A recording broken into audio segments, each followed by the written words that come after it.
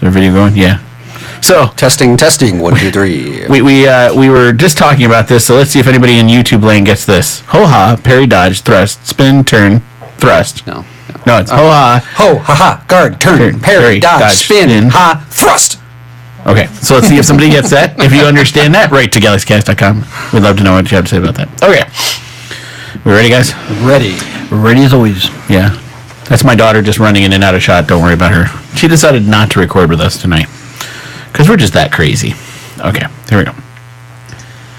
Hey, GalaxyCast fans! Welcome to this episode of the GalaxyCast. I have with me 3 people in the studio tonight. I have with me Eric, the artist. I don't know why I pointed to you. That was really stupid of me, wasn't it? Let's do this again, because you ruined my entrance. Okay, hang on. I have with me Eric, the artist. Parry, dodge, spin, ha, thrust. I have with me Gary, the stud. I think that's me. And I'm Bob Crispin, your host, who is losing it. Okay, so you gotta have it to lose about it. Well, you're right. I lost it a long time ago. So we have lots to talk about with you tonight. We have 3 main stories we want to hit up on. We want to talk about the Lord of the Rings Amazon TV series. That's right, you're hearing that correctly. I can't believe I've been saying that. Mm-hmm. We're going to talk about the New Mutants movie and the huge shift that movie has made. And of course, what would the GalaxyCast be without talking about Star Wars? And more importantly this time, a Star Wars story, the Solo movie. So first, we want to hit up the major breaking news this week about on the TV front that Amazon is probably the TV news, quite honestly. B. Right, B. It's billion dollar. B. Yep. 200 and what? Well, the deal is said to be close to 250 million, but my understanding just to acquire the rights. So my understanding is the assumption is it's going to cost them $1 billion with a B to produce the show. Every time I say that, all I can think of is Dr. Evil going, "This show is going to cost $1 billion." You know, like I kind of feel like that's what I should be saying when I'm doing this. $1 billion to produce a TV show through Amazon. First off, I'm like, that's crazy. Yep. The dollar figure by itself is absolutely crazy. I just want to say something. Yeah, go ahead. We all got the memo. What's that? Wear red shirt. Oh, that's right. How did we do that? If you're watching on video, you'll get this. Like, look at that. We're all wearing pretty much the same color red too. That's the weird thing. Like, it's pretty close to the same. Yeah. Wow. How did we manage that one? I don't know. I guess we're representing Star Trek today. I do. It's Friday the 13th. Underneath, though, I got my Atari shirt on. There you go. Here. There's the Atari shirt. Going old school with that mic's in the way. There we go. Atari shirt. I'm thinking maybe because it's Friday the 13th, we figured if we're going to bleed, we might as well look like we're bleeding, you know? Yeah. So far, knock on everything, nothing horrible has happened to me today. So, Lord of the Rings becoming a massive multi-million dollar, close to $1 billion, not only like commitment to the show. Commitment to 5 seasons. 5 seasons, multiple seasons. Nothing's made. No one's cast. Stories haven't even been written. 5 seasons. Without a script even yet. I'm kind of like, this is crazy. And my understanding is, too, they have a time frame on this. They have to start production within the year, I believe it is, correct? Well, think about this, and we know why they're timing it the way they are. When does the next season of Game of Thrones start? Well, in about a year. About a year. And when does that end? How long will that season? It's a short season. It's a short season, isn't it? It's going to be a short season, so probably 7 weeks. Yeah, something like that. Yeah. So they're going to do that, and they want to have commercials for this new series playing, advertising it when Game of Thrones is coming. Do you really think that's the plan? We'll see commercials by then for it starting like within 9 months. It won't be. The show won't be starting, but they will have commercials going by the time Game of Thrones. Do you think HBO would? Well, HBO doesn't run commercials though, do they? No, I'm just saying in general, Amazon is going to have advertisement ready and in place by the time Game of Thrones is ending. So they're catching them on the tail, and everyone starts getting excited. The coattails of the 9 months until Lord of the Rings, or whatever. I'll guarantee it. That's the way it's going to happen. I have mixed feelings about the whole idea. I mean, first off, I like the Lord of the Rings. See, to me, I like Lord of the Rings. And I know there's a lot of people, including Gary, who think it's a really stupid movie about dropping a ring in a volcano. Right. Am I wrong? Yes. Okay. So we're also going to get a hand raised. I know, my wife's raising her hand over there going, yes! Okay, so she feels the same way that Jason Mewes feels, which is like, it's a stupid movie about a dumb ring that people throw in a fire. It's not a big deal, okay? Right. So I get that. I understand. But to me, it's in the books, there's so much more to Here's it the other than thing. that, you know? Lord of the Rings is a downright miracle of world building before Correct. world building was a thing. Right. This started the fantasy world building the way we Correct. know it today, with the depth, the whole languages, the histories, the backstory that's never even told in the books, but you could go farther if you want down the rabbit hole. That's what made this amazing. And think about the phrases and words that Tolkien originated. He was the first one to use wizard. He was the first one to use... Was he? He was. Yes, he originated the word wizard, because that's what Saruman and I have to look that up. Gandalf were. They were I can't believe wizards. there were no wizards before. Believe it or not the word wizards. There were spellcasters. So he used other references to it, but never used the W word, the wizard word. So he was the first one to use that. Tolkien was the first one to use orcs as a word. That I could believe. He was the first one to obviously use hobbits. I mean, he invented the Hobbit. He invented the Hobbit. Which is now actually an officially recognized species. Correct. In Indonesia, I think it was. Correct. Yeah. Of a race that they call the hobbits, right? Because of the shortness, stoutness of it. Yeah. And so, the fact that Tolkien had that big of an impact on the world, but now you're talking about a huge TV show that, to me, okay, so I love the movies. That's first off, I gotta say, there's not a Lord of the Rings movie I've not liked so far. I mean, do they miss parts of the books? Yes. I'm not gonna sit here and tell you they're perfect, but they're not. I thoroughly enjoyed the original trilogy. The Lord of the Rings Fellowship, the Two Towers Return. Thought it was great. Thought it was epic. Thought it was well cast. Amazing scenes. Went and saw it in the theaters. Had a blast. Saw all the Hobbit in the theaters. I will admit, the Hobbit seemed a little long. It definitely went way off course from the books. They added a lot of extra stuff in.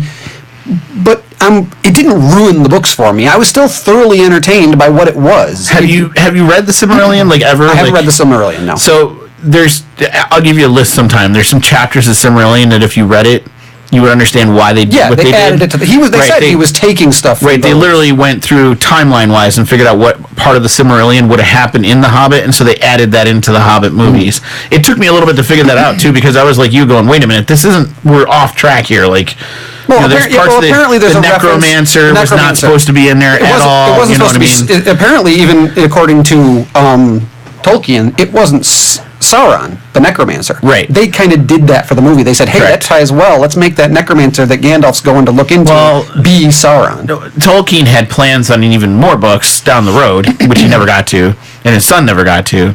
And then the necromancer was supposed to be the next big baddie who would come up. Sauron was the first one, and then there was supposed to be a bigger one, and there was supposed to be even bigger one than that was supposed to be running the world. Which, by the way, they announced this week, there's a new Tolkien book coming out this summer. Is there really? It is the last one based off of his writings that has been edited and put together by his son. Huh. And it's called The Fall of Gondolin, I think. Okay. Do you know what Gondolin is? It's part of the Silmarillion. It's an older Gondolin city.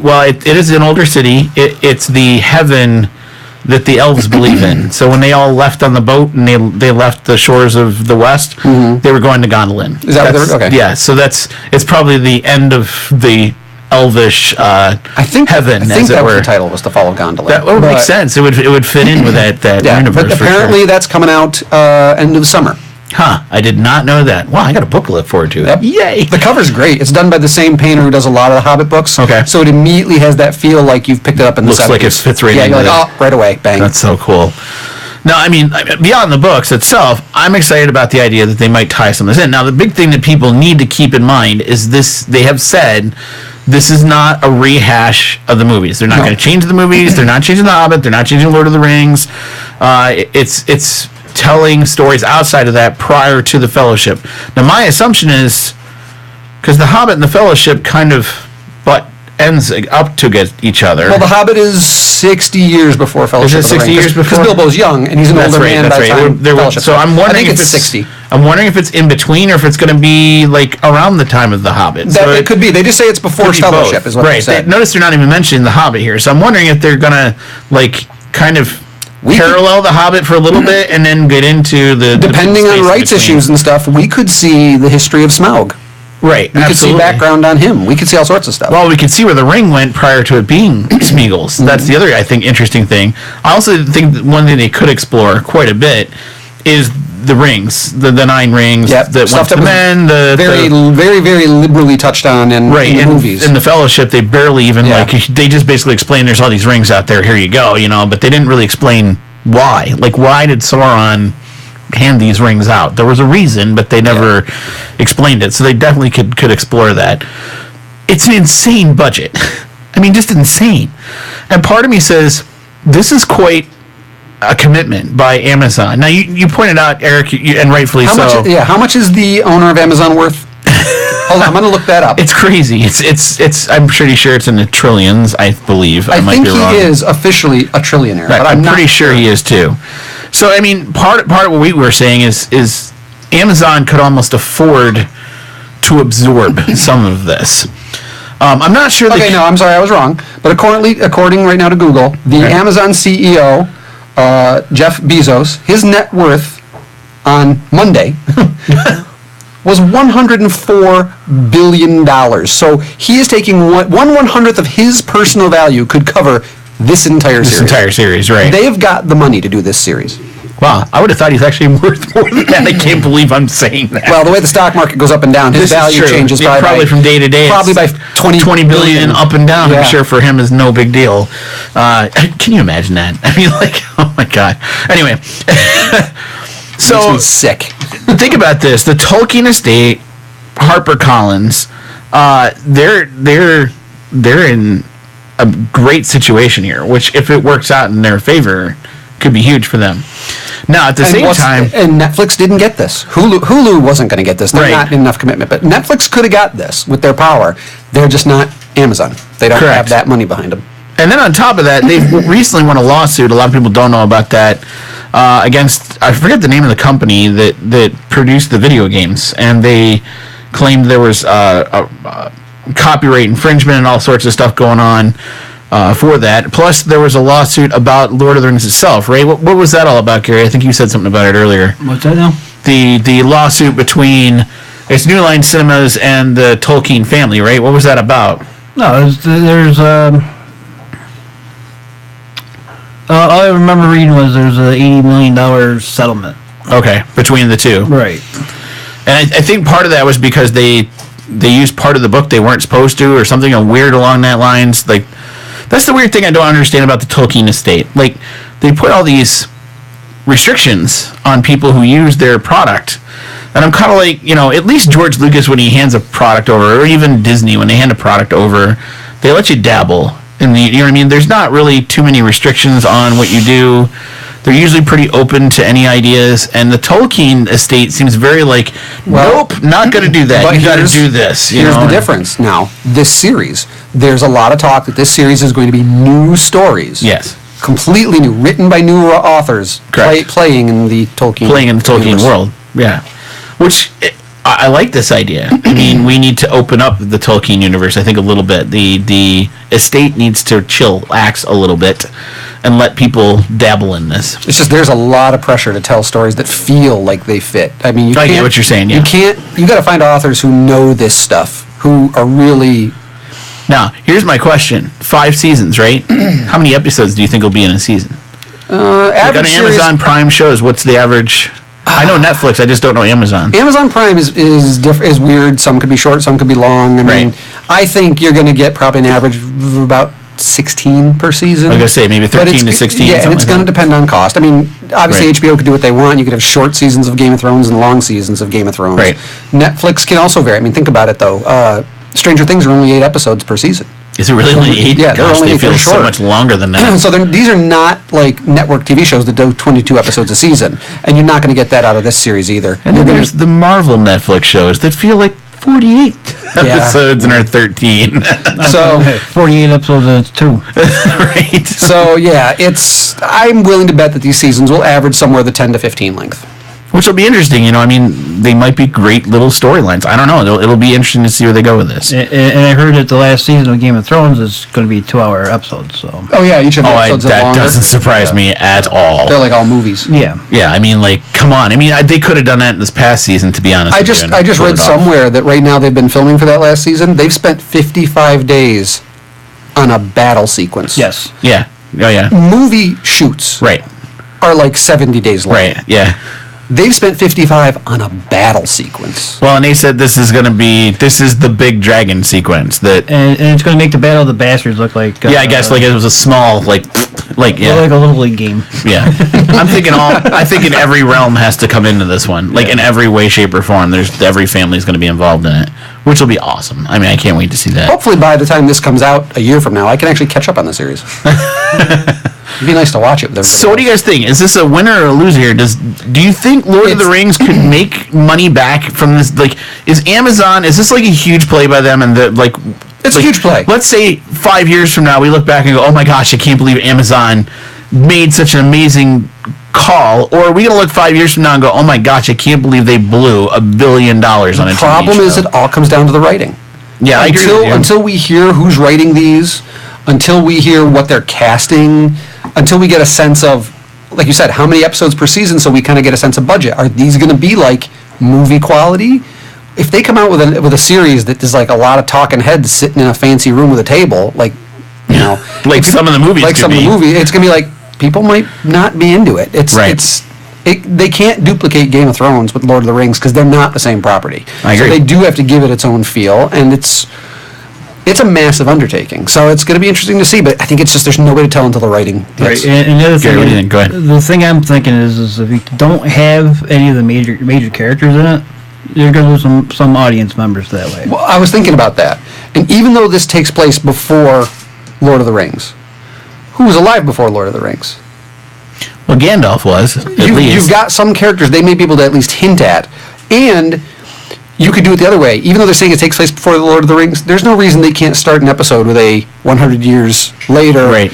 And there's old King Aragorn, about to pass away on his throne, and they pay a lot of money to have, I can't think of his name all of a sudden, Viggo Mortensen come in and do a cameo, and bam, you got everyone wanting to watch that episode, and you pull people in. I remember when the Young Indiana Jones Chronicles was on TV, when they were able to pull Harrison Ford in for one episode where he played Indian flashbacks. I remember that, yeah. Everybody watched that. It might have been not good, but everybody all of a sudden watched that season. It was the most watched episode of They that. can pull stuff like this with that. I think with their money. You're right. I think it's going to be hard for a lot of actors to be like, you're going to get Merry and Pippin. You're not going to be like, oh, okay, I won't take that money. Right. You're going to get some people who. Well, I'm not saying it that way. I'm just saying that the actual characters that they're going to be.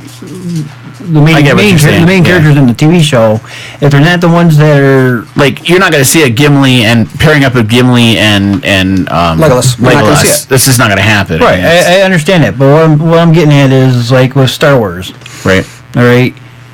A lot of reasons why people don't like Rogue One. They couldn't associate with the characters in it. Because it wasn't the stars. It wasn't I the get what Virgos. you're saying, yeah. But if these are going to be new stories, they've got to write their own compelling characters. They're going to have to build within the world, so it's tough. But I'm not saying that it's going to flop. I'm just saying that you're going to lose some of your audience members because they don't know them. Yeah. So especially the ones from the movies. And especially if they're trying to tie it into a series without having those people in it. So you're trying to tie in without it. Although part of me is sitting here saying, because as we were talking, I'm going, yeah, but there's also this. There's a lot of characters in Lord of the Rings that are CGI generated. Like Treebeard. Like a Nazgul, right? So you could potentially use those as tie-ins. Yeah. Those particular characters that are like CGI generated. That could be your tie-in. That would do absolutely nothing for me. Really? You don't think? Well, I think Treebeard would be a huge tie-in. No, just you got to look at it as my perspective. I've never read the books. I get what you're saying. All right. All I know of Lord of the Rings is from the cartoon that was back in the 80s, I think it was. And actually, where there's a whip, there's a way. But I want to say, I know a lot of people rip on that cartoon. It was really well produced for its time. Oh, yeah. And it was pretty accurate to the books, too. A lot of people don't understand that. The Battle of the Five Armies in that cartoon is very accurate. Battle of the Five Armies. Even though when they show the wide shots, it's a brown field with a bunch of little dots and some dust clouds. Yeah. Anyway, I'm sorry, Gary. I only know them from the movies and that cartoon. I've never read the books or nothing. All right. Yeah, you're going to throw a Nazgul in there or a Treebeard? Whoopee.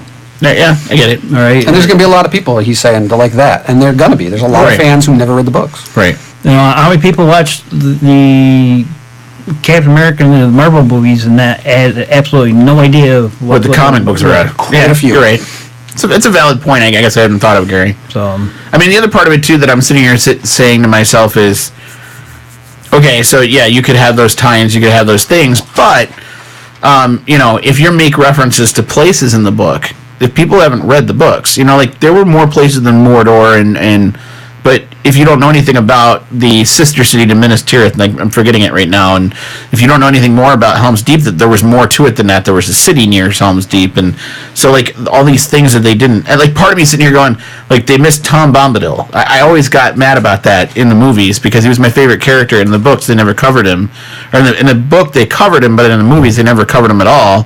He was the first guy they met while they were out on the road, the Fellowship, and part of me says you could put him into this show, but then he's out of context. You know what I mean? Like, I would get it. I'd be like, oh my gosh, Tom Bombadil, great. And a bunch of people would be like, who the heck is that? And I don't care. You know what I mean? So, unless you read the books, and I get that's what you're saying, Gary, right. is we could make those tie-ins, and certain people will completely geek out on it, and others of us will be like, so what? The other thing they can do is there are gaps in Tolkien lore that were never covered in the movies. Correct. For example, there are, is it 5 wizards? Yes. We've only met brown, white, and gray. Correct. There are the 2 others, which I can't remember what colors they are. Chartreuse and... Is it green and yellow? There's a green and a yellow. Correct. And we've never heard... They weren't mentioned in the books. You know about them, but they were never really covered. Maybe they were covered in the Silmarillion. I don't think they were. Because green was supposed to be for like the forest and having contact with... No, it was brown, because that was Radagast. Well, but Radagast... he was animals. Animals, okay. Right. The forest one was supposed to be contact with like plants and stuff like that, trees and stuff like that. And then the yellow was supposed to actually be in contact with like the sun and the sky and stuff like that. So like a bright yellow sunshiny day. So there's 2 wizards that have never been touched on. Never even got touched on. And that could be a great thing for them to say, hey, we're gonna go into that realm. And people, I've never read the books. I've read The Hobbit, and I read like most of The Fellowship, and then I kind of fell away and I never got into the other 2, which I plan on fixing. Every summer I say I'm going to sit down and read the series. I don't. But I even know about those characters just because I'm interested in kind of lore and stuff like that. That's something they could touch on that I think would attract a lot of people. And it's open to them. They don't have to worry about stepping on the toes of other things that came before. And you could, I mean, even in the movies, they reference like Gimli's brother and his cousins, and they reference the brothers and cousins of Legolas in both The Hobbit and Lord of the Rings. So, I mean, there is the possibility of... Well, I agree with you, Gary. I know what you're saying. Like, again, to people like me who geek out on Lord of the Rings, be totally into that, but people who aren't. But I guess I've always said that's the problem with anything based on a book. Harry Potter, Lord of the Rings, I mean, all these kinds of things. The people who read the book, they're going to geek out on it. They're going to totally go crazy. And the people who haven't read the book are kind of like, I mean, I got to be honest. I've never read any of the Harry Potter books. Here's the thing, though. Marvel cracked that code. They did, because somehow. I think the majority of people see in these movies, because they're making way more money than the comics ever do. You're right. Are crowds that don't know the books, but they got into the characters somehow. Marvel. I mean, granted, that's... I'm not sure that's the case, though. I tend to disagree. I think a lot of the people who've gone to these movies have at least read some of the comic books. I'm not saying like they were total like grab every Captain America comic book ever, but I think they've read enough Captain America to come into the theater knowing before they got there. You know, know what Captain America's about, and what Iron Man's about. I think a lot of people would be surprised. I think what it did was it took mainstream comic book readers, and it put it on a screen so that we could finally kind of, this sounds awful, but like come out of the shadows and be like, hey, I'm a normal person like everybody else that's into these cool things. Right. And I think it's mainstreamed something before that was kind of looked down upon. You know, I was just talking about that. Like, when I was a kid, reading comic books was... that English teachers didn't let you do that in school. That was, frowned upon, you know? Now at my school, they will let you read anything. I mean, like, if you want to read comic books, you want to read anime, bring it into school, you can read it. Oh, yeah. That was not the case when I was in school. I go into... That's my wife, folks. Just ignore that. I go into certain parts of the library, and they've actually got sections now of, you know, this is the anime section, this is the comic graphic novel section, so... Yeah, I mean, and that's the thing. Like, even school libraries are starting to do that. There's actually comic book sections in my school library. That's what I'm at school. Which is great. I'm happy about that. I can't believe it took us this long to get to that point. That's the part that bothers me a little bit. All right, let's talk about our next subject. This is interesting. It's come out that Fox has pushed back or delayed the release of the New Mutants. I got this one. Okay, go ahead. Let me give them the rundown. Go ahead. We discussed this a couple weeks back. Actually, a couple months, I believe now. Right, it is. New Mutants trailer came out. All three of us watched it, got into it, because we're like, that's weird. That's a horror movie. Right. What is this? You don't even know it's a New Mutants trailer. Right. I didn't see any superpowers. I saw a scary movie in an asylum with a bunch of teenagers. Right. It's the New Mutants. It's based on the Spirit Bear, we learned. We got all psyched about it. One of the best comic storylines. Cool. Everyone's into it. Comes out now that the movie has suddenly been pushed back over a year. Why, you may ask? Well, it turns out that trailer was very unrepresentative of what the movie actually was. Right. As is the case most times, a trailer is cut together not by the company that produced the movie, but by a company that's hired to cut together trailers. They took certain elements, really played up the horror angle, and it isn't what the movie is. But with the success of it, with it being a popular horror movie and making tons of movies, or tons of money, and with people being really interested by that New Mutants, the trailer that looked like a horror movie, well, lo and behold, guess what's happening? They're going back. They have a finished movie in the can. Ready to go. They're going back and shooting over 50% of this movie again, reshoots, to make it match a teaser trailer. Right. So wrap your head around that, people. A teaser trailer with a certain tone that didn't match a movie at all is now forcing the entire movie to change to match the teaser trailer. And here's my ultimate question. Okay, so I got two thoughts to this, but here's my first question. Should a movie ever use a teaser trailer as a guidepost for its final shots? I mean, like, that's really the question here, isn't it? Yeah. Because the teaser trailer is what guided this one. And part of me says, that should never happen. Like, whoever comes up with a teaser trailer, like you said, is usually an independent company. We should not be listening to those people, or even the audience that's watching that teaser trailer. Correct. Because it's just that. It's a teaser. That's it. You know what I mean? Part of me said that was kind of a joke. I thought, really, like, they were playing the horror element, but part of me said, okay, haha, I get it. Yeah. You know, you're trying to grab my attention. You win. You know, like, that's why when we were talking about it, I was kind of like, well, I don't think the final product. I was waiting for the next trailer to come out to have it to play up a different tone of the movie. Right. And be like, oh, okay, they're kind of making trailers that hit different tones. Right. I thought that's what they were going to do. Or they're trying to grab different audiences from different angles and get different people to come in and see it. Which is a great marketing ploy that could possibly work. It could backfire because if that's all they see, they like this, they think that's what the movie's about. But I'll guarantee you, this is the suits. This is the people behind the scenes and the money who don't care about the artistic representation of what was written or directed. They're going, hey, it made way more money than we expected. Right. Hey, our horror-looking trailer got tons of publicity and attention. Oh, well, guess we're making a horror movie now because we want the money. And that's the worst part, is a vision is being co-opted because they want to follow a trend. And it's going to flop, in my opinion, for doing that. It had its own following. It had its own cult following before it even came out. Exactly. That's why it made so much money. But that went back to books, too. I mean, like... Exactly. It went back to Stephen King. Stephen King. I was just about to say, if you were a Stephen King fan, you've been dying for the right It movie, which has not come out. Sorry, the 1980s hit, not a hit. And then this movie made it, you know? Yeah, they actually put... I haven't watched it yet, but I got it. I haven't watched it. I enjoyed it. It was a good movie. But they actually took a Stephen King novel and put it in the theaters with the proper way of doing it in the theaters. Just to get off subject for just a second. That's okay. It was a good movie, but it so reduced the lore and the scale of the book down to a very small segment that if you read the book, you enjoyed the movie, but I think you were disappointed with what they made it feel like. Okay. Have you read it? I have read it. Have you read it? I've read most of it. The book feels like it talks about what is it like to have a whole town haunted and this thing that can influence everything for millennia practically. I mean, it feels big. Right. The movie feels like, hey, there's a shapeshifter that's attacking kids. I mean, that's what it reduced it down to. Because they kind of had to. Now, maybe part 2 expands on that. Right. But right now, it felt like it was a very simple creature that could just shapeshift, and it attacked kids. And that's kind of what it became.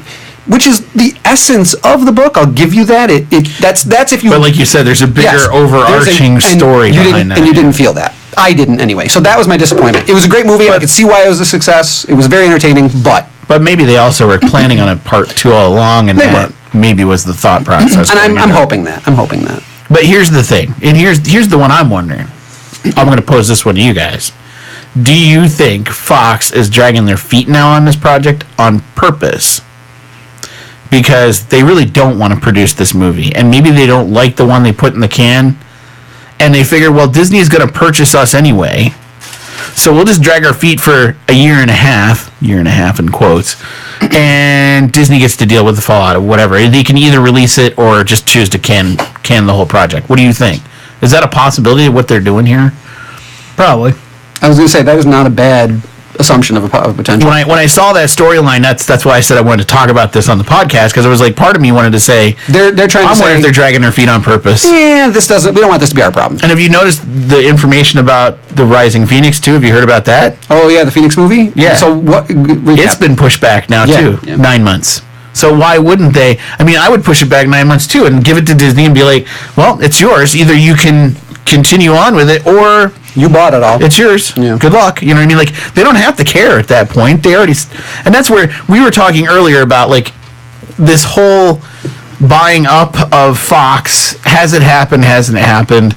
And I think it has happened. And I think that all of this is being done to keep that under wraps right now. Yeah, I think you think Marvel / under Disney Correct. is saying, okay, well now we have our New Mutants, so we can bring them into the fold. Now we have our X-Men, so we can bring them into the fold. We're going to be bringing back the Fantastic Four. All this is setting up our next stage when we lose all our big characters. Yep, phase 7 and or whatever it's going to be. All that's in planning, and these other companies are kind of going, okay, wait it out. Right.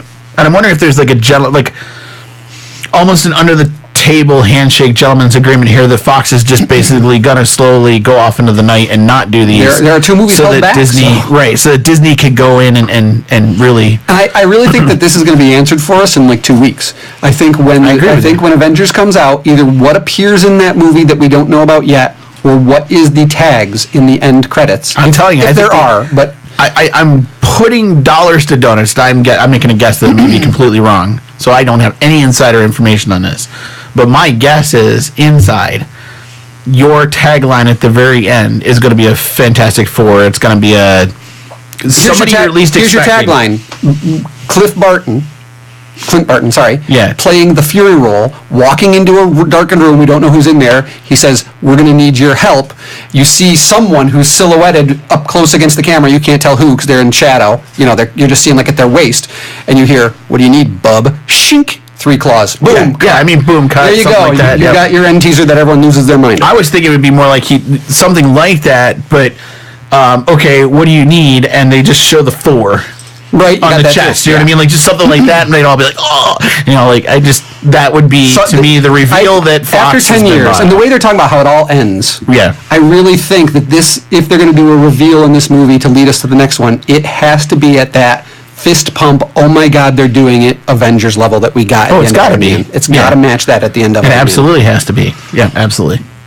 I think you're going to see Clint Barton walk into a room, and there's going to be a bald-headed guy in a wheelchair and a super stretchy guy talking. Oh, yeah, okay. You think it's both? You think it's both? Yeah. Just to kind of seal the deal completely. Well, you could go along with the Illuminati thing, too. Oh, yeah. Okay. Yeah, I guess that's true. So, I mean, you know, that... I'm not sure. I'm just taking a guess at the stab in the dark on this whole New Mutants thing, but that was my guess. And that's why they push it back a year and a half. It makes sense that, you know, if they're not going to own this anymore, and all of a sudden they're saying it's going to be completely reshot, and it's going to take this much longer to come out, and what if they don't even own it by that point? That's the point. But part of me is saying here, why would Fox invest this much money in reshoots? I mean, really, why would they? You know, why would they push back the Phoenix story? Here's the thing: reshoot 50% of a movie. Right. That's New Mutants. Right. That's not even like the hugest property. It's not like it's an anchor property or something. You know what I mean? And if you're willing to push back the Phoenix, which I see as your anchor property, then you're willing to push anything back, and maybe it's not as important. Well, they're pushing the Phoenix back because that had a little bit of a horror element to it too. You're right. It's true. Therefore, it could lead into the New Mutants. It could. Yeah. So it'll be interesting to see how that all plays out. But I still think it's a death nail for both of them. I agree with you. I think it's getting pushed back. Yep. So. I think so too. Okay, this is the last one we got to talk about because this is huge. I mean, we can't avoid this one at all because I mean, come on, we're a whole podcast about Star Wars and we can't help it. And let's face it, we're all huge Star Wars fans here.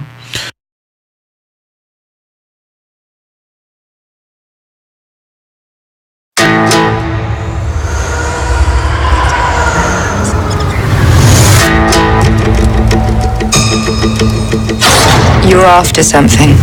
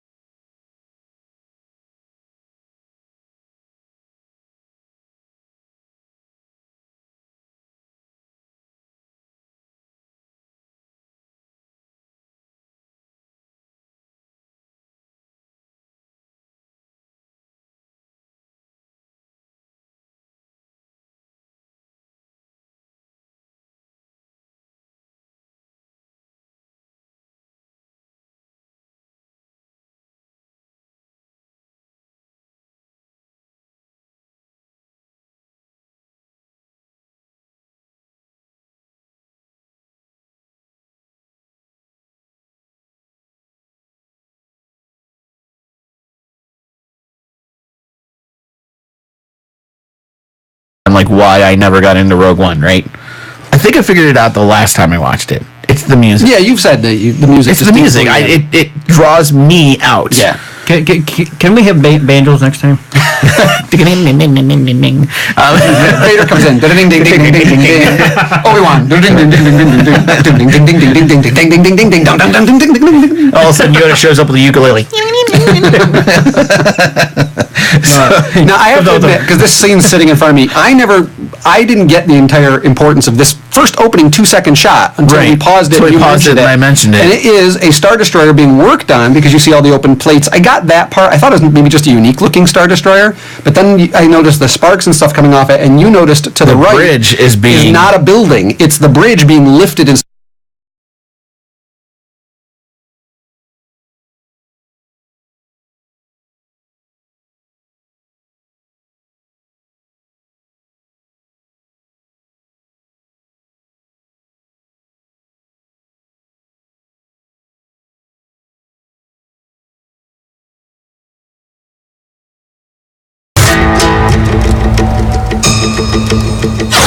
You're after something.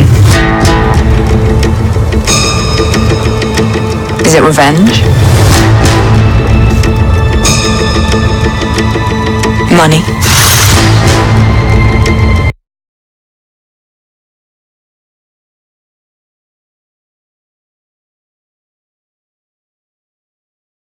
Why? Like, Because that was his character. have you guys seen Han Solo as a cowboy? That's what he was.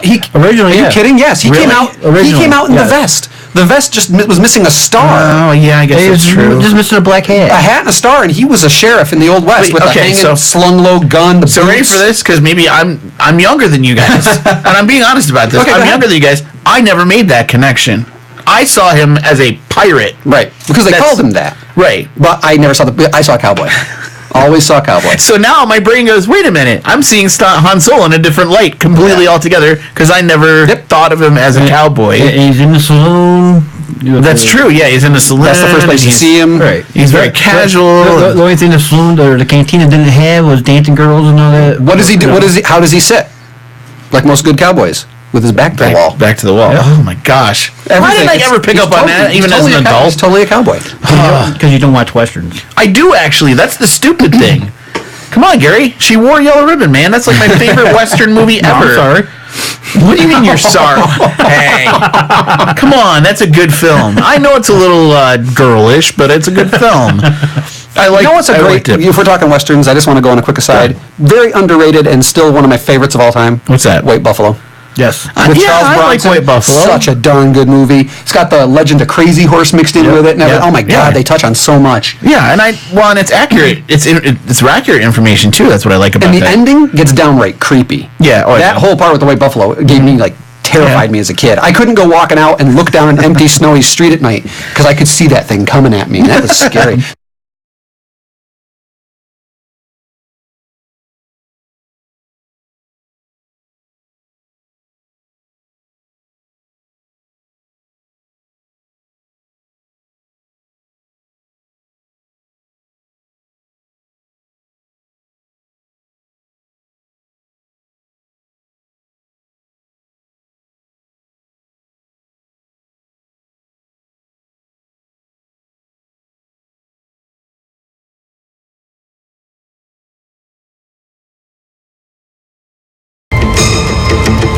Or is it something else? You look good. A little rough around the edges, but good.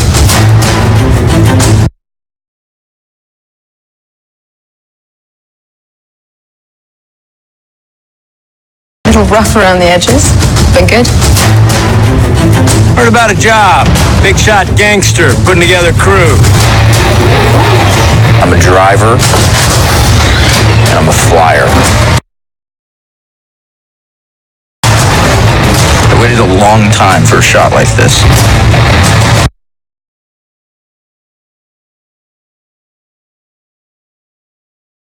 Time for a shot like this.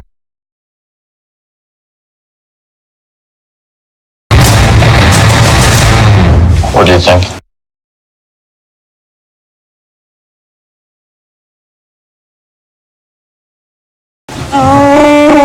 Well, what do you know?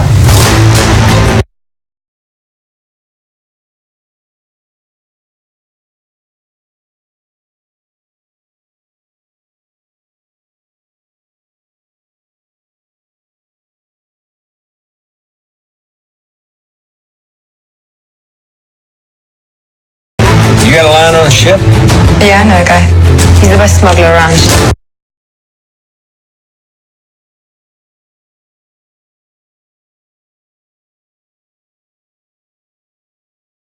I heard a story about you. I was wondering if it's true. Everything.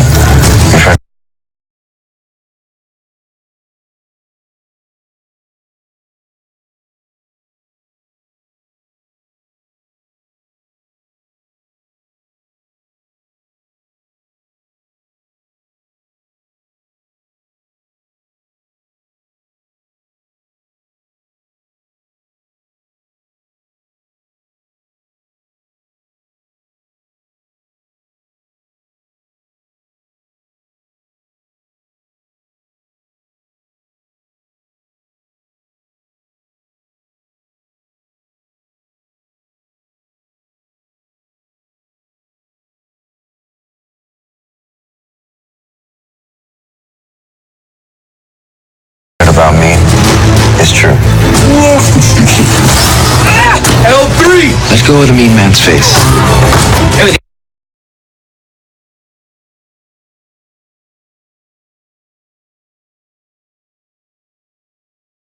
Our new K2SO. Yeah. I think they're going for robots with attitude for a little while. We had the whiny C-3PO, now they're going for attitude. But here's the interesting thing. They're only doing that in the one-offs. Is this going to be the new formula? I mean, like, in the one-offs, are we going to have a robot that everybody falls in love with? All the one-offs take place early on. Early on. And it's kind of, I mean, granted, it's when droids were no longer allowed, but maybe droids used to be dicks. Well, and that's why they're not, that's why he's like, maybe no that's droids, why there's no droids in here. anymore. Yeah, I guess that could be something.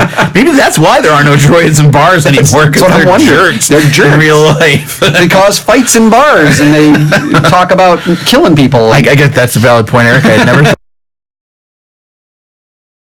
These guys. If you come with us. Who are these guys?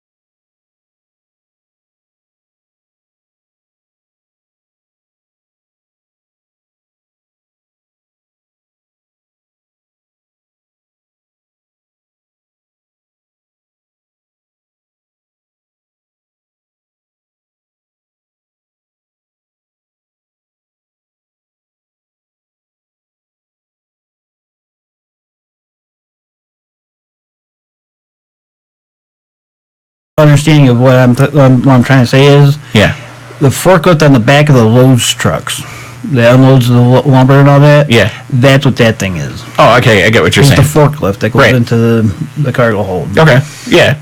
And that makes sense to me. I'm cool with that. That's fine. I just wish people would get off this idea that everything has to look exactly the way it did before. If you come with us, and so we see all sorts of life for good. You might want to buckle up, baby. Here they come!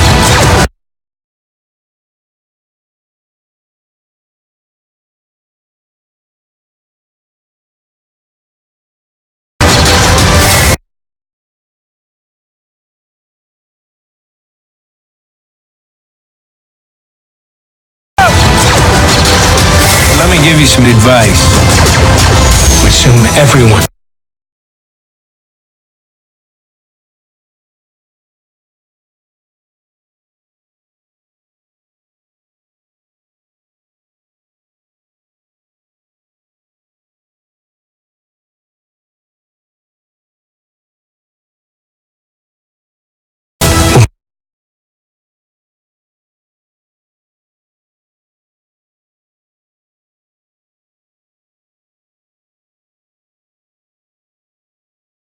Portray you. And you.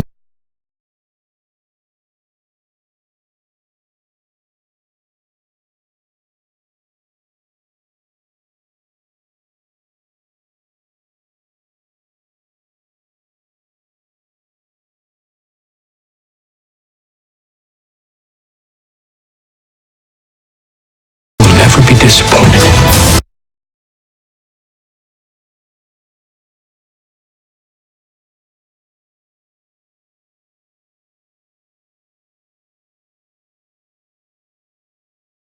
I got a really good feeling about this.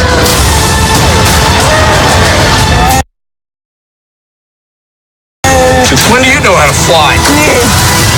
190 years old? You look great. Push it.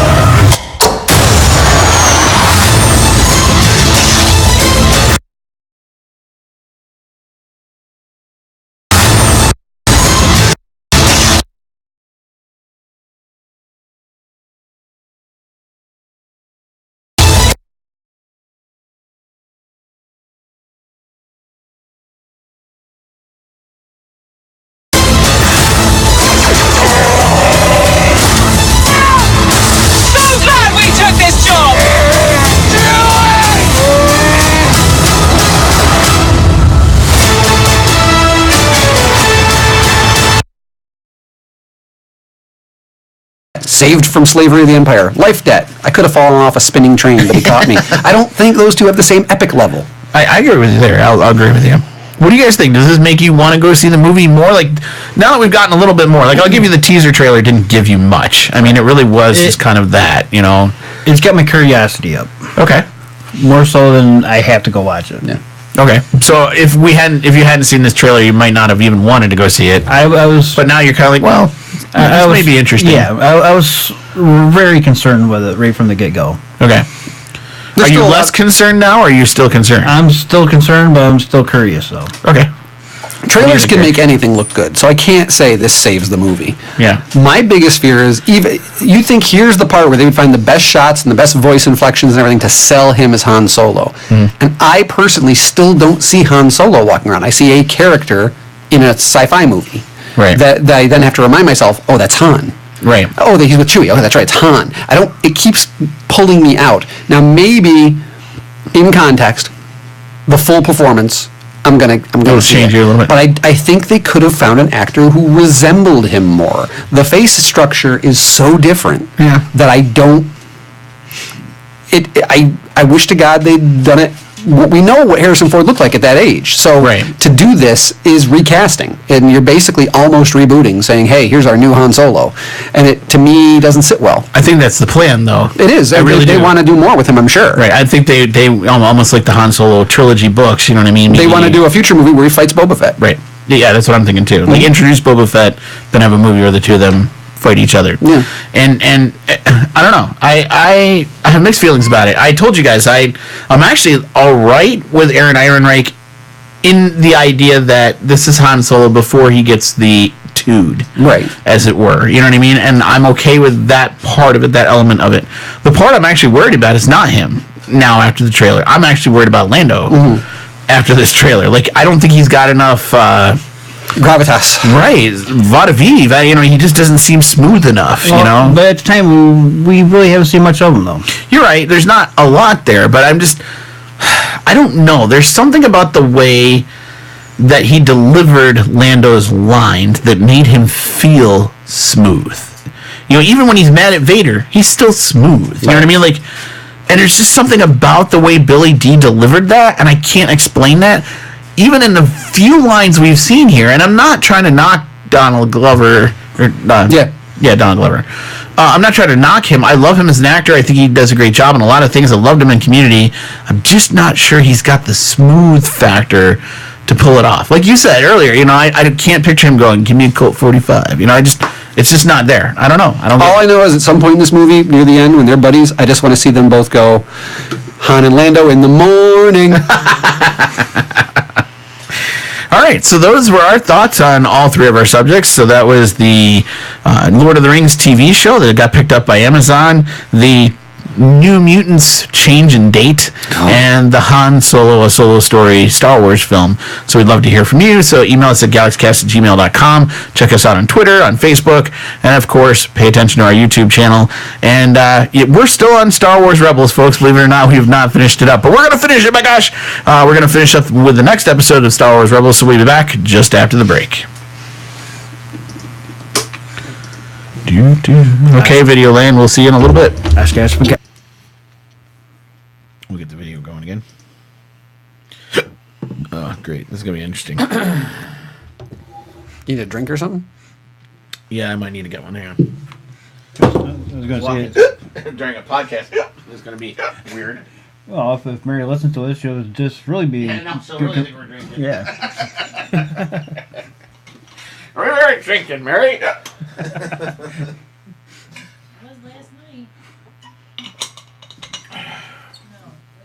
Yeah, it was last night, but you drank so much you forgot. It was the night before. It was Wednesday night. Was it? Yeah. Maybe I drank so much I forgot. Yeah, We had a pitcher of margaritas, that's all I know. It was Wednesday night. It was. You're right, it was Wednesday night. I'd go for a nice frozen one right now. Well, that's what we were drinking, yeah. Yeah, they weren't strong enough, though. She doesn't believe me. I think Maple Pie Moonshine would put her on her ass in about 3 seconds. I'd bring up the root beer. All right, ready? That was all on video. I forgot that. All right. Sorry, folks. Okay, here we go. Hey, folks, welcome back to this episode of the Galaxy Cast, where we made a strategic decision. We decided to watch 2 episodes of Star Wars Rebels. Ooh. You see how I am? Yeah, excellent. Good choice. Well, we decided to watch 2 because, quite honestly, the 2 episodes, one leads right into the other. So it was kind of hard to watch one and kind of leave it in this weird spot and not go into the other one. So the 2 episodes we watched, and we're talking about in conclusive order, is Wolves and a Door, and this one won't scroll. A World Between Worlds. Thank you. A World Between Worlds. So, first episode, we basically discovered that there's a doorway to another dimension that we think, anyway. And so they decide that they need to go check out the Jedi Temple here on Lothal. I was about to say Coruscant, that's sad. On Lothal, and check out why, how to access this doorway, because Ezra found this at the end of the last episode. He found this. Oh, the wolves gave him a stone. That's right. Thank you. The wolves gave him a stone that was supposed to tell him something, and we weren't quite sure what it was. And that's when they think it goes back to the actual Jedi Temple itself there on Lothal. Now, this is the same temple that they raised, right? Him and Kanan. Mm-hmm. Is that the one that Ahsoka got trapped in later? No, that was the Sith temple on a different planet. That's right. It was a Sith temple. Thank you. So I was trying to, some of that I was still trying to remember, like, from one to the other. And that's the sad part is, like, these things are so non-memorable. They're bringing stuff up from previous parts of the seasons or even previous seasons, and I just don't simply remember them, quite honestly, because they're not memorable. So they go to the Jedi Temple, and that's when they discover that the Empire has been, I don't know, extracting it? I don't know what to... They've been excavating. Excavating, I guess is the best way. It reminded me very much of an Indiana Jones-esque. Well, actually, it was definitely a tribute to Close Encounters. Oh, So that's all true. of these Yeah, movies, yeah. movie tributes they've been doing, Yeah. at least the Wolves in the Door had a very Close Encounters heavy feel with the light. It was like the setup at the end where Yep. the aliens are coming. Now that you to the said point, that. to the point where they used an exact line from Close Encounters. Did they really? They are in the background. If you're listening while they're talking, they call out all companies signal go by pressing twice on your talk or something like that. Yeah. There's a line in the background while they're setting up all of the stuff. You hear them say, "Press twice to signal go." Okay. In Close Encounters, and they do the exact same line in the background. I didn't of this catch that. episode. Oh yeah, it's exact. So Uh-huh. it's totally a Close Encounters reference. Which I love that movie, so that's that's cool. The other thing we needed was the mashed potatoes. Yeah. Like that would have been. So they get to the temple, and that's when they decide they need to get closer to this painting. Yep. And this painting is this infamous painting of the father, the son, and the daughter. Yes. And of course, the minute I saw it, and I knew Gary knew the same thing, it was a reference to the Mortis series from the Clone Wars. It was the reference to the whole Mortis. So Gary, does this, going back to the Mortis thing, you thought that entire Mortis thing was a dream, It was, right? that particular one was. According to what Clone Wars told us, is it possible it wasn't a dream now, though? I mean, this implied that maybe it wasn't, that maybe Anakin ended up in that between world instead of it being a dream. Do you get what I'm saying? Is it a possibility that we were wrong now and Anakin was even wrong and it actually was a thing and it actually did happen? I don't think that Anakin got stuck in it. I think Ahsoka was. Oh, I get what you're saying. And that was from Ahsoka's point of view. Okay. And actually, that would play out well here, too. Right. Like, that whole idea. And Ahsoka seems very calm, cool, and collected about this between worlds concept and this idea. So they tried to figure out how to get the actual doorway to change, I guess is the best way to put it. And that's when they discover that it's the hands of the three Mortis people. Now, in the meantime... Rock, paper, scissors. Right, we cut rock, paper, scissors, like I said, because that's what it looked like, right? Yeah. And in the meantime, we find out there's this Minister Haydn that is trying to excavate the temple. And I thought this was kind of weird because don't you guys kind of feel like this guy came out of the middle of nowhere? I mean, like, and he's such a weird character. He feels very Middle Ages. He feels almost like a, yeah. You know, like a priest from the Middle Ages or Exactly, something. and they were going for that. I think what it is I think the Emperor is bringing in some of his... he's clearly got people who work for him who are more on the historical side of the Sith and the Jedi who do research, and this guy's coming in using that ability as the interpreter for the artworks and things to try and solve the riddle of this temple for the Emperor. Yeah, he reminded me of those acolytes that he had in Empire. I think it was Empire. Or Return of the Jedi, one of them. The Sith acolytes he had? Yeah. I get what you're saying. You know, yeah, the ones that were kind of... they were consulting with him about different things, right? Yeah. I mean, I guess to an extent, but part of me sits here and says, okay, it's paintings, right? We're interpreting paintings. We're interpreting cultural paintings. Why not use Thrawn? Do you know what I'm saying? I think Thrawn's masterful with those things. he is from a cultural and tactical point, but he doesn't care much and doesn't seem to have much knowledge about Sith and Jedi in terms of historical context and in terms of their legends and history. Okay. I'm sure he researches them, but he doesn't know the power of them. He's not in that realm. He is much more of a tactical. So you're saying this is kind of like a different interpretation of it. He's not a specialist in this area. I Okay. think this guy would be more of a specialist than Thrawn would be. So Thrawn is still off doing the tactical crush the rebels thing, and he would bring in one of these, we'll call him an acolyte, to do more of the legend interpretation from the Sith Jedi side. Okay. So what are your guys' go ahead. But before you go on further to that, if you're the Emperor, would you want Thrawn to look at this thing and have him... Well, I did think about that. You know, I'm there's not that sure I'd too, want him to have have the power that this could potentially have. Well, you know? no. I mean, he could look at that painting, Yeah. and like Eric was saying, he's the tactical and the military part of and cultural part of it. Mm-hmm. All right, would you want him to tactically destroy or take you out if you're the Emperor? Well, that's what I mean. Like, this could be used against the Emperor as Yeah. opposed to... Yeah. Not with the power, just what he can learn from the painting Right. itself. I get what you're saying. Just a quick question, and you can edit this out. Did Mixcraft, is that running okay? Yeah. You got your recording going? Okay. Yeah. I just saw the messages pop up. I wasn't sure. No, Sorry. it's about the Google trying to wait for the page to respond.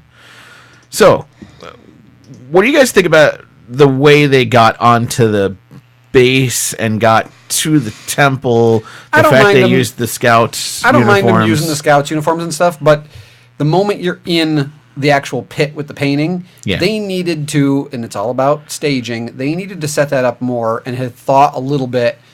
There must have been a way, so that could have been away from everyone's view. So Right. again, you didn't have all this taking place in a big open area on a wall that no one, it's the important thing that they're all studying and no one's looking at it for a good 10 minutes while Ezra does his thing. You know, it's like, once again, they just do stuff in the wide open and they don't, and it plays in later into the second episode when all these stormtroopers are shooting at him and they're in the wide open and no one's getting hit. They needed to set this painting, you know, back in a cave or just something I to agree. push it away so that this whole setup would have made more sense. To me, it would have made a lot of sense if they'd have put the painting like by an entrance where they had to get into a little bit. You know what I mean? Yeah. It to have it just out in the open like this, like anybody could have seen that from space for crying out loud. I mean, like it.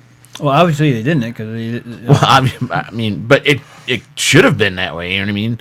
I did think they were a little, I don't know, overly dramatic too, lighting up the lights and lighting up the painting and everything Well, else. I think that was all, again, when the lights turned on at the end of Close Encounters. I think that was all true. Yeah. I agree with you. It was a tribute to that, but it was just a little, to me, seemed very overly dramatic, like overly done, and maybe just a little step too far on that. You know? it's because of the music that was playing. Yeah.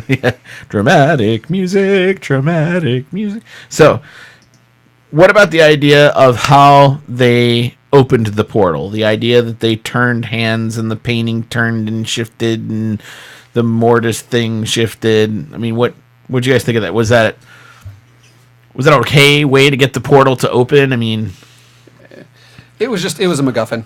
They needed a special secret handshake kind of thing. They needed a passcode or the riddle you solve. And I don't think it was super well thought out. But The password is password. speak, friend, and enter. right? Like I almost felt like it was a little bit like that too. Yeah.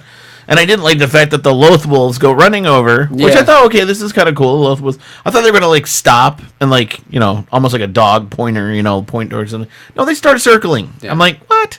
You know, like it just seemed a little weird. It was strange. Yeah, it was almost like you almost needed elvish writing to appear and then have it open up. So then we get to that point where the magistrate has captured Sabine. Yeah. In the meantime, and they realize they've got an intruder. They start going after Ezra, who's now backed into the corner by the portal, and she yells at him, "Go!" What? If you're a stormtrooper, why wouldn't you just shoot him right then and there? Right. Like, why would you let him jump into the portal? Unless there was there's an edict keep him alive. The Emperor wants him or somebody wants He him. didn't want to destroy the artwork. And that's the other thing. Yeah, don't shoot at the actual wall art. Is that what he said? No, but I would think that. You Maybe. don't want to shoot. We all know stormtroopers can't hit him anyway, This is true. so he's going to blow up the painting. So Shoot him. Basically. now, if they said shoot the painting, then they could probably shoot Ezra. This is true, yeah. They would have hit him right between the eyes. Why didn't they ever figure that out? Like, tell them to shoot at the other thing, and they'll hit the thing you're not supposed to hit. So Ezra jumps into the portal, and that's It closes. pretty much it closes, and that's the end of the first half. The of this stormtroopers episode. run into the wall. Right, look like idiots. So the second episode, which is a world between worlds, and this is the one that I thought got funky and kind of weird. What do you think the implication is of the world between worlds? Because there's a lot of interpretations out there on the internet that I've seen, and there's a lot of arguments about what it implies. So what do you guys think it implies, this world between worlds? Like, where is Ezra and what is he doing? What do you guys think? I don't know. I mean, I'm not sure what you're going at here. Okay. Gary, do you have any ideas? I mean, like, I know it's been out there on the internet. I could give you guys that, I guess, but... I haven't read anything out there like that, but what I'm interpreting myself is that he's on the spiritual plane of the Force. Okay. So that anybody that can touch the Force, could potentially go there with the right handshake.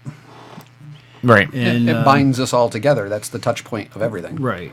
Right, so you can meet any Force user within that other realm. Yeah. Ready for this? Alive or dead. Right. And then you can save people that are dead or whatever. You know what Dave Filoni has said it is? And this is the part that has everybody reeling right now. It's the ability to travel across time. Well, it clearly was that. I mean, that's what it did. The portal can open and close at any given point in time, at any given point in space, and that the Jedi can travel across time. And so a lot of Star Wars fans went, "What?" You know, like they You're introducing went crazy time travel into Star that Wars. we're introducing time travel, that we're suddenly Doctor I was Who gonna or say, Back it's to the TARDIS. Future. Basically, it's the TARDIS. Right, introduced into the Star Wars realm. Now, there's good and there's bad behind this. I mean, the good behind it is, think about all the things they could play with if Jedi can time travel. I mean, that's I hate time travel when it's not. an unbelievably open scenario, right? I'm sorry, but when you're 8 movies, multiple series, countless books into it, Right. now you're going to introduce time travel. I'm like, no. And that's where a lot of Star Wars fans are like, wait a minute. This is a cheap way for somebody to go back and alter the entire Star Wars timeline. You could have somebody go back in time and not blow up the Death Star. You could have somebody go back in time and make Han and Leia not meet. You could go back in time and have Luke Skywalker never born. You could go back and, I mean, like, there's all sorts of, right? Because if the Sith can access it, which it seems like Palpatine that's what they're did, trying to do, yeah. right, then there's an inordinate amount of things the Sith could be doing too, playing around with. So I didn't. When Filoni revealed that, I was kind of like, "Whoa, wait a minute! Is that really?" It's true. And I mean, that's what he did. I mean, that's what he did. But part of me is like, did he say that for the shock value? You know what I mean? To prepare Star Wars fans for the idea, or to see if they would be okay with it, or I'm not sure. I don't know. It goes back to my theory with the sonic screwdriver stuff. They need to bring Ahsoka back somehow, And they use this as a way to do it, right?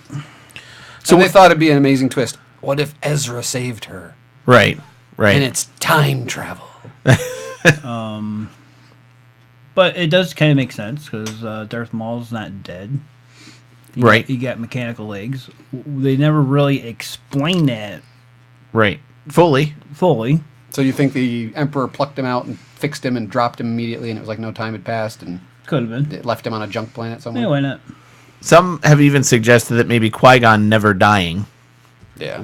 means that he was on the celestial plane all this time. That he's actually been traveling around and giving advice through the portals.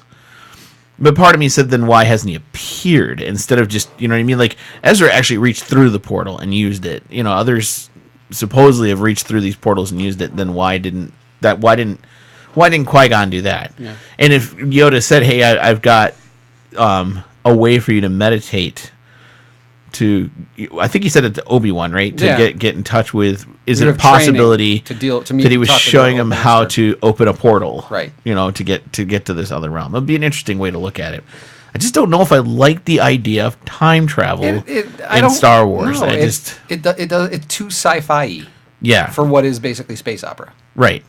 And I go one step further. We're now garnering on the lines of Star Trek, because if you remember, Star Trek didn't know what to do for Star Trek 4 because they wanted to do something cool, but they wanted to modernize it, and they didn't. So what do? Well, if you pass close enough to a sun, you can go back in time if you're traveling at warp speed.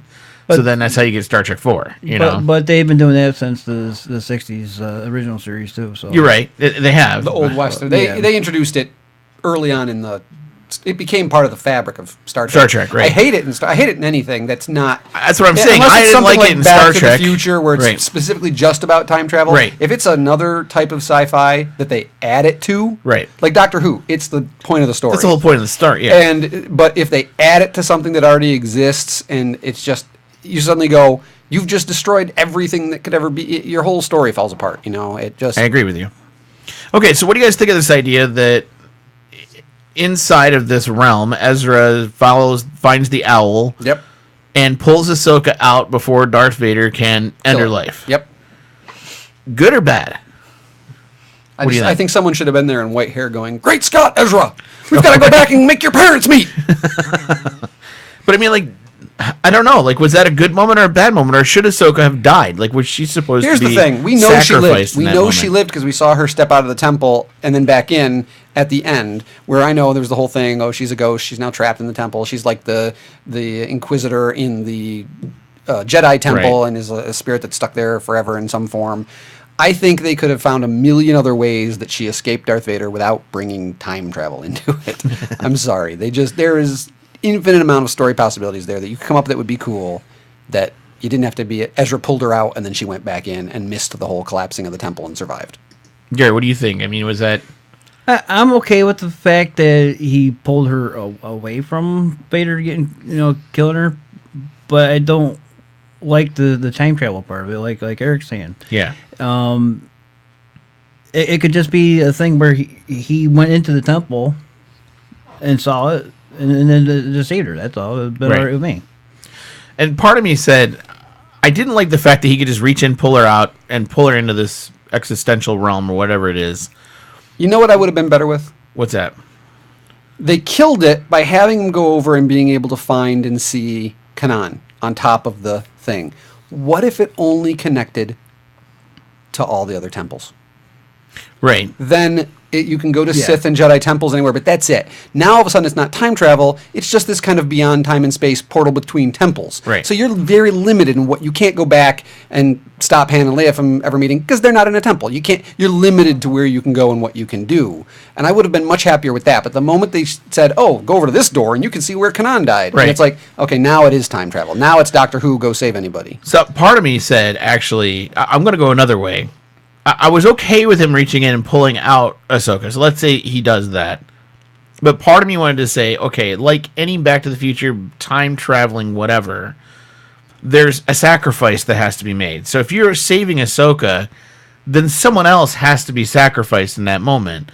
So part of me wanted to say a better way to have handled this was to say, okay, you saved Ahsoka, now you got to let Kanan go. You can't go save him because you made the decision to save Ahsoka.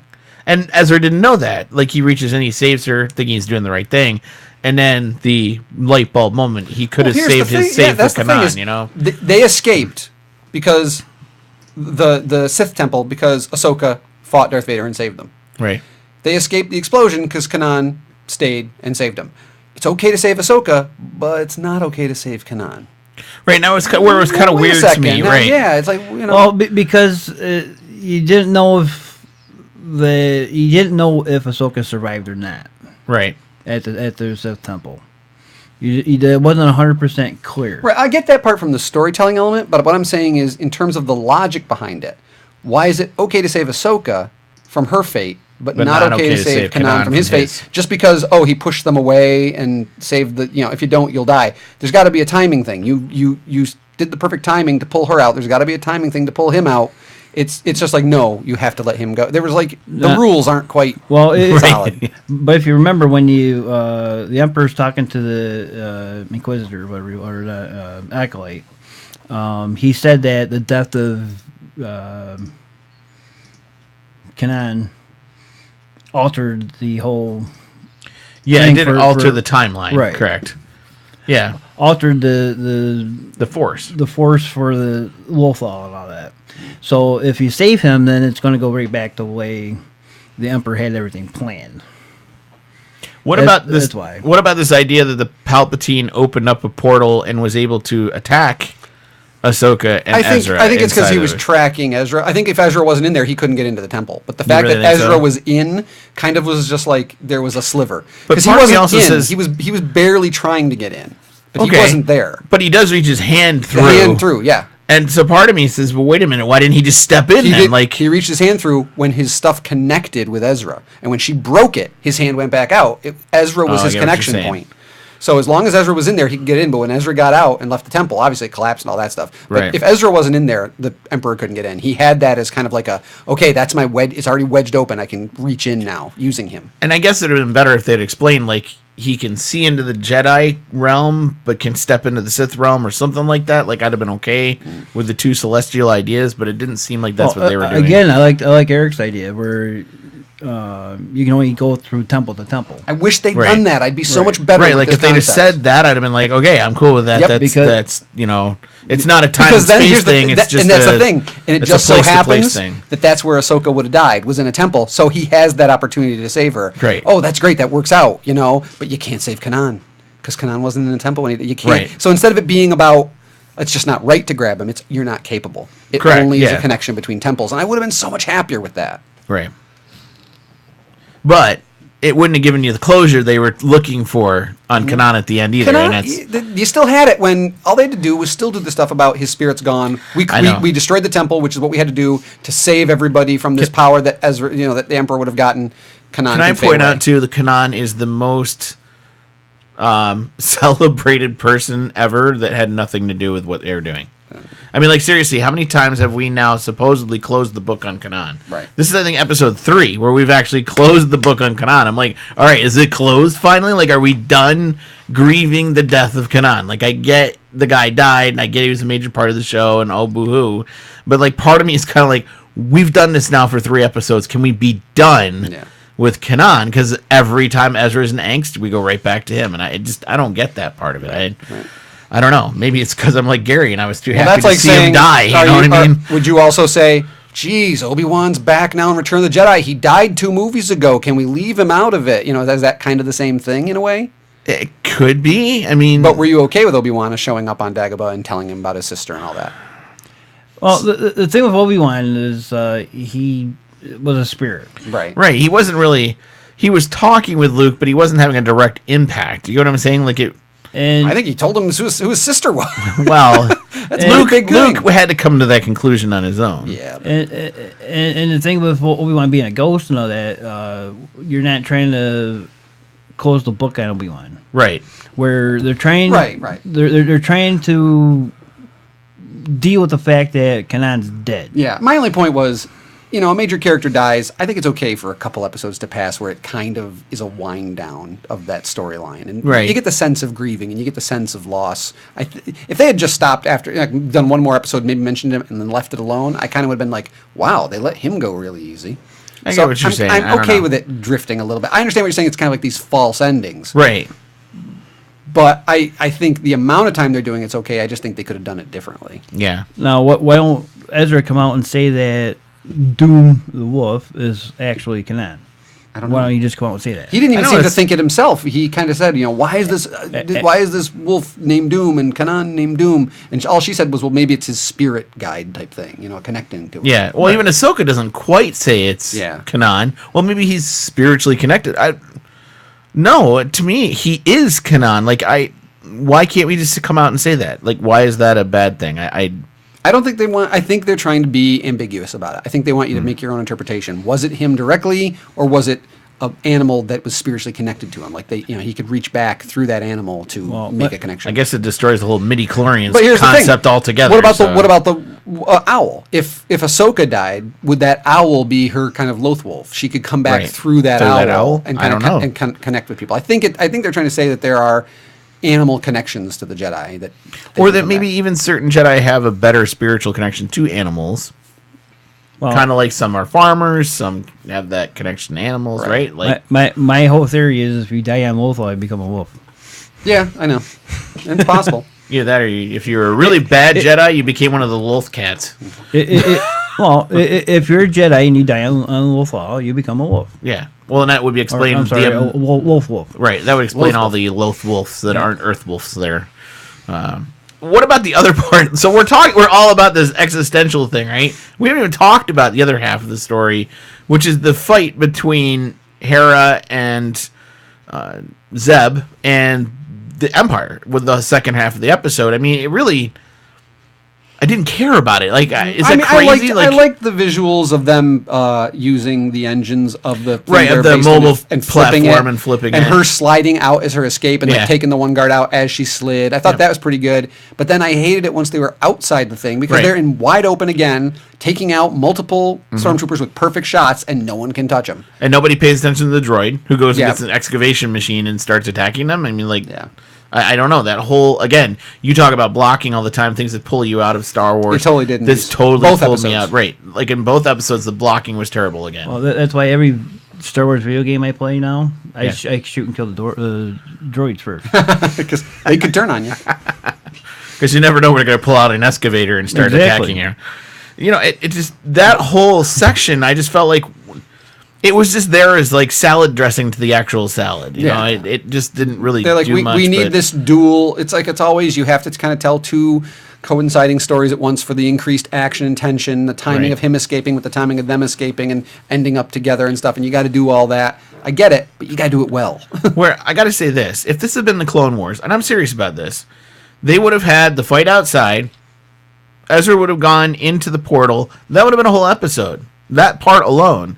And then maybe he would have come out and at the end of the episode met up with the clones on the other side and be like, dude, you should have seen what happened when you were when you were in there. We don't talk about it and we leave. You know what I mean? Like, it didn't have to be. We didn't have to keep cutting away to see that. We could have spent more time on the existential thing and why they were there. Why Palpatine was trying to pull them out. Like, what was the deal there? Like, What would have been really good is if they, all three of them, Palpatine, Ahsoka, and Ezra, all got together in that realm, and they had to play a game to get out of it. oh, like a mental game to get out? You know, like in Bill and Ted's. Oh, jeez. Bogus Okay, I Journey. get what you're going. Okay. Best 3 out of 5. No way, dude. You sink my battles. So how about You have sunk my battleship. how about the end of the episode, watching the Doom Loth Wolf go off into the light, and Ezra say, basically says goodbye Kanan. and walks away. Is that? I mean, was it a great visual? I guess that's. It was okay. I mean, it had a little impact. I think for people who are more into the characters and into the show, that was probably really strong. That's where a lot of my friends were like, "Oh, he cried," and I was kind of like, been so "I'm like, cynical. did I miss something? Maybe I missed something there." I don't think know. our cynicism kept Maybe. us from really feeling anything there. We're more like, okay, good, Kanan's done. I kind of like, I was like, all right, that book's wrapped up. Let's move on to the next. You know, like I was, and maybe you're right. It is the cynicism in me, but part of me was also just kind of like I just felt like, okay, we closed the book. Yay. Now what? You know, like it just, I don't know. It felt awkward actually in a way to the way they closed it. They could have done it in such a better way. To me, having Kanan as a Force ghost would have been really cool. And he was a Force Ghost at one point. And it was a nice touch when he touched her shoulder and we saw him. Correct, And yeah. you're not sure if that was a Force ghost or her just imagining him I think there. she was imagining him. I think he was actually there. You think he was actually there? Oh, yeah. I think if he was a Force ghost, he would have been blue and see-through like we would have seen Not with any necessarily. other Force This ghost. is the cartoon now. I know what you And, get. but- and you got to look at the Last Jedi there where Leia did her Mary Poppins and all that. I still think she's dead. She died when she went out in space. She's projecting the whole time. Yeah. you know, I don't know. It'll be it. I don't know. And this episode does explain that a little bit too. Because she could have been in an alternate realm. Well, that and Luke being on Octu Yeah. and fighting Kylo Ren. Yes. I get what you're saying. So Did you see that one post someone did? And I thought it was a nice little wrap up where they said, you know, the story of Luke and Leia started with a projection of Leia seeking Luke Yeah. for help. The story ended Ends with a projection of Luke coming to help Leia. Oh, that's true. Yeah, that's kind of cool, actually. Yeah. Maybe Rian Johnson was thinking that through. And if that's a nice symbolism if that's the case. Just would have been nice if he told some people. I don't know. So I guess we'll rate these 2 episodes. Do we want to do them as like one? Because I kind of feel like there are 2 It storylines. feels in like one. it feels like it's one big piece. Okay, so we'll do a 0, don't bother, 10 being a must see. And you want to go first on this one? you can go first, Bob. You want me to go first? Yeah. All right. I would actually rate this about a 7. Probably higher than you guys thought I would rate it, but I liked the symbolism, you know, the characters and the hands and all that kind of stuff. I like the fact that we made the Mortis references. The existential realm, I liked the concept of it. I don't like the time travel part. I wish Filoni would have just shut up about that. If he hadn't said anything about that, I think Star Wars fans would have been okay with it. I actually liked the fact that the Emperor was trying to pull them out and all the evil stuff that was going on there. I almost wanted Ezra to get captured by the Emperor so he could turn him at some point. You know, it would have been kind of cool. The 3 points of dinging is just the fact that everything else outside of that really didn't matter to me. It didn't. Did it push the story forward? Yeah, I actually think it did push the story forward. The idea that the Jedi can do this. We finally get to see what happens to Ahsoka.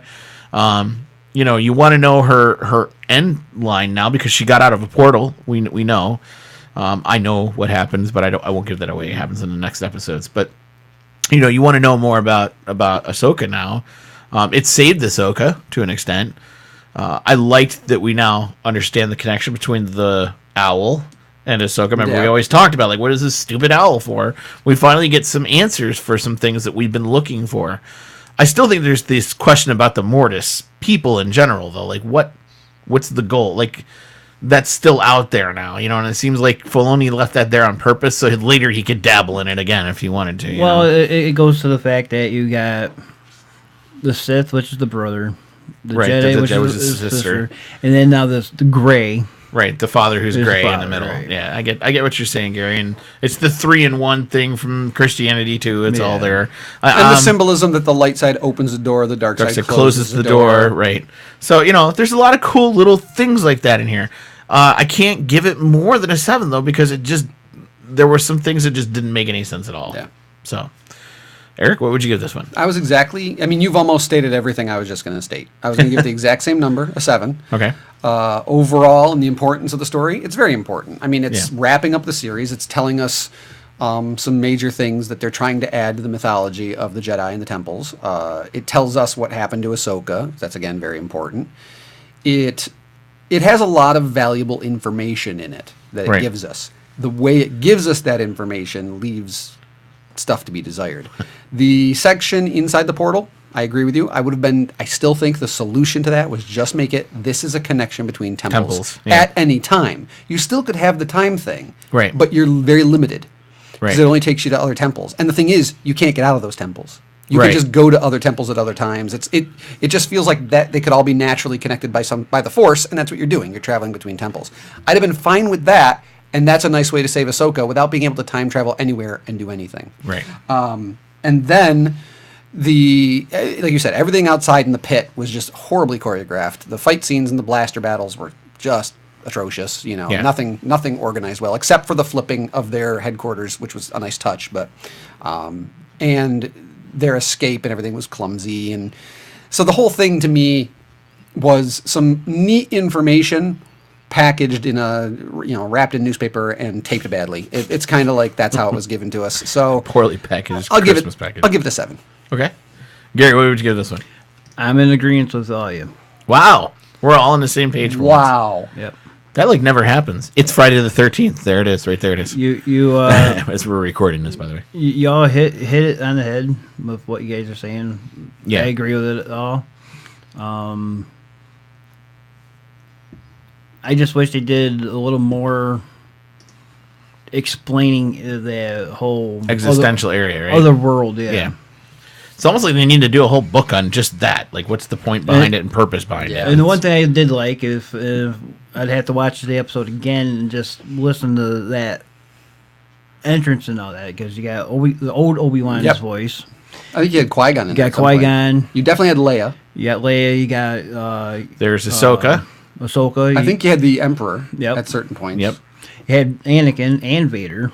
Right. Both versions. versions. Right. And I don't know if Yoda. I don't know if there was a Luke or not, but there could have been. There was, He was a the lot only of one I didn't hear because I've heard it several times Right. now watching it with different people. We didn't hear Luke at all. There was no Mace Windu. That kind of surprised me too. Like, as powerful as Mace was, you would have thought he'd have been a force for Mace was information powerful, too. but he was very stubborn. I feel like he might not have connected as well with this kind of stuff. Maybe. He's not dead. He's not dead. Or that's true, Gary. That's But true. that's the thing. What's if he's on the existential plane right now? That's another person that could be out there in this plane. Because he goes out the window, someone reaches and grabs him, pulls him back. Yeah, he there never you go. even hit the ground. Yeah, it was me. Yeah, I grabbed him. Okay, so that's what we thought about these 2 episodes of Star Wars Rebels. We'd love to hear from you, so head on over to our website, galaxycast.com, or go to our email address, galaxycast@gmail.com. Hit us up on Twitter, find us on YouTube, find us on Facebook. I think I hit them all, right? I think so. And so we'd love to hear from you and your thoughts on Star Wars Rebels. And as we like to say here in the Star Productions Studios, May the Force be with those who listen. The Jedi Killer Dillion And Loth Wolves. and SharePoints. I had to let it go just for that. Have a good night, folks. Okay, YouTubers. It's time for us to go. See ya. Bye.